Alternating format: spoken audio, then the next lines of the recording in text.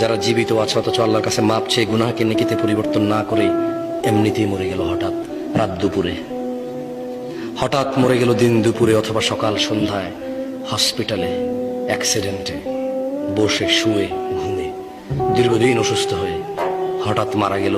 তার গুনাহগুলো গুনাহ রয়ে গেল, এগুলো তার জাহান্নামে যাওয়ার কারণ হয়ে বসবে। অথচ গুনাহগুলোই নেকিতে পরিবর্তন করতে পারতো সে বেঁচে থাকা অবস্থায়। এই যে নিঃশ্বাস চলা অবস্থা যদি বলতো যে ইয়া আল্লাহ আর করবো না, তুমি সাক্ষী, আমি করলে তো তুমি দেখবাই, কোথায় করবো তোমার থেকে লুকিয়ে? তুমি দেখো আর চুরি, ডাকাতি, জেনা, ব্যভিচার, নেশা, মিথ্যা কথা কিচ্ছু বলবো না। তবে তুমি আমার আগের গুনাহকে যেমনটা তুমি কোরআনে ওয়াদা করেছো যে নেকিতে পরিবর্তন করো, তুমি করো, আর তুমি দেখো আমি আর গুনাহ করবো না। আকুলু কওলি হাযা ওয়াস্তাগফিরুল্লাহ লি ওয়া লিসাইরিল মুমিনিন ফাস্তাগফিরুহু ইন্নাহু হুয়াল গফুরুর রহিম। আমি আল্লাহর কাছে আমার জন্য এবং আপনাদের সবার জন্য ক্ষমা চাই। আল্লাহ আমাদের সবার সমস্ত গুনাহকে নেকিতে পরিবর্তন করে ক্ষমা করবেন। আমিন।